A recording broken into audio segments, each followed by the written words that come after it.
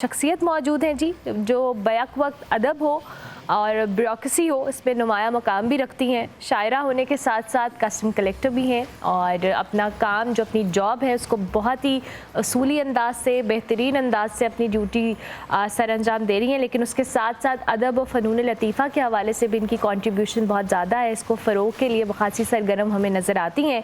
साइमा आफ्ताब साहिबा हमारे साथ मौजूद हैं। अस्सलाम वालेकुम। वालेकुम अस्सलाम। कैसी हैं आप? खैरियत से? अल्हम्दुलिल्लाह। थैंक यू वेरी मच, बहुत शुक्रिया कि आप thank you for having me. इसके साथ साथ जी आपको पता है कि रमज़ान के अंदर हम हेल्थ रिलेटेड जो टॉपिक्स हैं उसको ज़रूर शामिल करते हैं, उस पर बात करते हैं, चाहे वो आपकी डाइट है, आपकी हेल्थ है।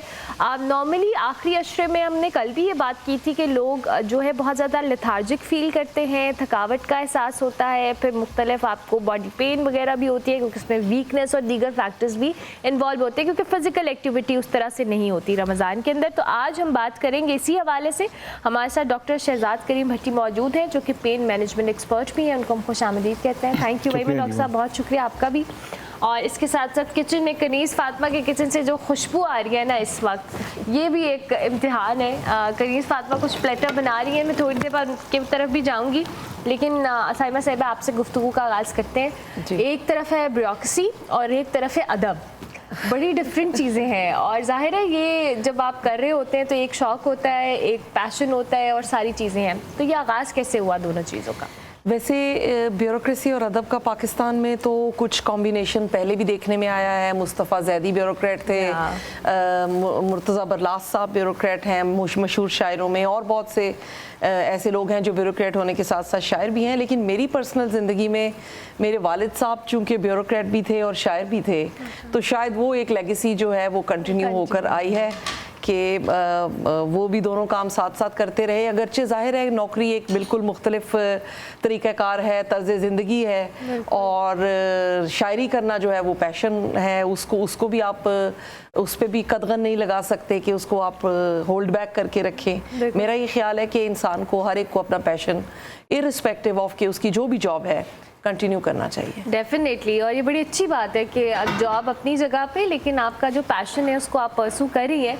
अब ब्यूरोक्रेसी, आपने कहा कि आपके वालिद भी थे, उनको देख के इंस्पायर हुई, उन्हीं से आपने ये चीज़ अडॉप्ट की कि अच्छा नहीं मैंने भी यही फील्ड पे जाना है, ब्यूरोक्रेसी को आगे लेके चलना है? शुरू में तो मेरा ऐसा इरादा नहीं था, बिकॉज़ मेरी मदर का भी टिल्ट था और उनका ये ख्याल था साइंसेस में मैं बेहतर भी थी, तो वो डॉक्टर बनाने वाला जो एक रुझान होता है वो पहले घर में था। लेकिन फिर मैट्रिक के बाद मैंने सोचा कि शायद मुझे डॉक्टर नहीं बनना है और मुझे किसी और तरफ जाना है, तो फिर मैं मैथमेटिक्स, स्टैटिस्टिक्स और इन सब्जेक्ट्स में आ गई। और बीए के बाद मैंने एक अटैम्प्ट सीएसएस की दे दी कि अगर यहाँ पे हो जाता है सिलेक्शन तो फिर यहाँ पर कंटिन्यू कर लूँगी।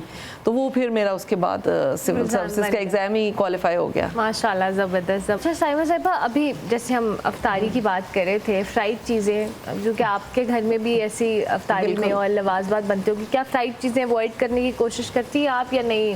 असल में समहाउ जो है ना वो रमज़ान के साथ ये, जैसे डॉक्टर साहब ने कहा कि पकोड़े और फ्राइड चीज़ों का कोई ऐसा कॉम्बिनेशन बन चुका हुआ है कि उसको अवॉइड करने की कोशिश भी की जाए तो आप अगर किसी जगह इनवाइटेड हैं, कहीं चले गए हैं, अपने घर में भी बन रहा है, कहीं और गए हैं वहाँ भी मौजूद है, और फिर उस वक्त आप खा रहे होते हैं अफ्तारी के टाइम पे, तो ये एक इसका इम्पैक्ट तो आता है। और ऑब्वियसली मेरे ख्याल है 8 से 10 घंटे के एम्प्टी स्टमक के ऊपर अगर आप इतनी हैवी चीज़ें लोड करते हैं तो फिर वो प्रॉब्लम करती हैं।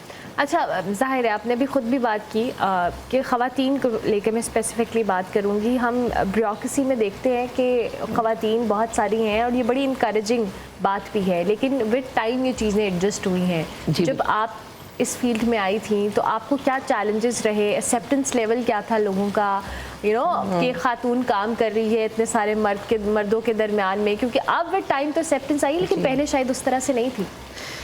जब मैं सर्विस में आई, इस बात को तकरीबन 25 साल हो चुके हुए हैं, तो मुझे ये सहूलत रही कि मुझसे सीनियर भी ख़वातीन कम अज़ कम कस्टम्स डिपार्टमेंट में थी। I would also like to inform you कि मैडम परवीन शाकिर भी कस्टम्स डिपार्टमेंट से थी। तो हमारे महकमे में एक्सेप्टेंस का लेवल बेहतर था बाकी महकमों से, लाइक पुलिस समझ लें आप, या इस किस्म के महकमे जहाँ पे पहले ख़वातीन नहीं थी। फिर कुछ 10 साल पहले ये एक तहरीक चली और ख़वातीन का 10% कोटा हर किस्म की सर्विस में मुकर्रर कर दिया गवर्नमेंट ने, जिसकी वजह से अब उनकी एक कसीर तादाद आप हर सर्विस में देख रहे होते हैं। एक्सेप्टेंस में चैलेंजेस आते हैं, आपको अपनी सीरियसनेस और अपनी जॉब को लेके कमिटमेंट को जो है ना प्रूव करने के लिए मेरा ख्याल है बीइंग अ वुमेन ज़्यादा एफर्ट करनी पड़ती है, क्योंकि they would be judging you, और उसी टाइम पीरियड में आपकी शादी, आपके बच्चे और ये सारा सिलसिला भी चल रहा होता है। तो उसके साथ भी अपनी जॉब को लेकर चलना और उसमें भी एक मतलब सफ़र करना, एक अपना स्टडीली अपने आप को चलाते जाना, वो बड़ा चैलेंज है। तो मेरा ये ख्याल है कि ख़वातीन के लिए अब बहुत सी आसानियाँ पैदा हुई हैं। आप सोचिए कि जब हम लोग फैमिली वे पे थे और बच्चे हो रहे थे तो 3 months की मैटरनिटी लीव मिलती थी, which was a very short duration of time for a kid. उतनी देर में बच्चे की बिल्कुल संभलता भी नहीं है और आपको वापस दफ्तर जाना है। अब उसको 6 months कर दिया है गवर्नमेंट ने, कुछ इदारों ने उससे ज़्यादा कर दिया है, डे केयर के कॉन्सेप्ट्स आ गए हैं और बेहतरी आ गई है चीज़ों के हवाले से, लेकिन बतदरीज ही जैसे आपने कहा है कि ये सफ़र हुआ।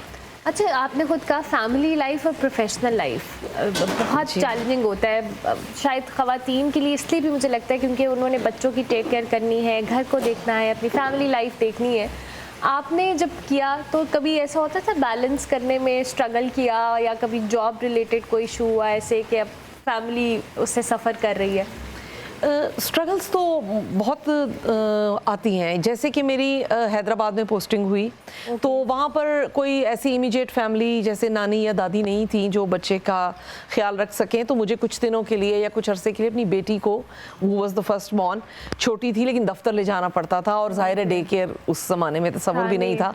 तो इस तरह से होता था। फिर कई दफ़ा जॉब की कमिटमेंट्स की वजह से फैमिली टाइम आपका मुतासिर होता है। लेकिन ज़्यादा ये हुआ मेरे केस में कि मैंने फिर साइड की पोस्टिंग्स भी कुछ ऐसी ली जहाँ पर फैमिली को ज़्यादा टाइम दे सकें, और उसकी वजह से थोड़ा सा जॉब को आप समझ लें कि वो जो हमारी रेगुलर फील्ड का काम है, जैसे कि एंटी स्मगलिंग का काम है, एयरपोर्ट्स का काम है, या इंपोर्ट एक्सपोर्ट को देखने का काम है, उससे हटकर ट्रेनिंग्स की तरफ या थोड़ा सा दूसरी साइड पर भी रहकर वक्त गुजारा।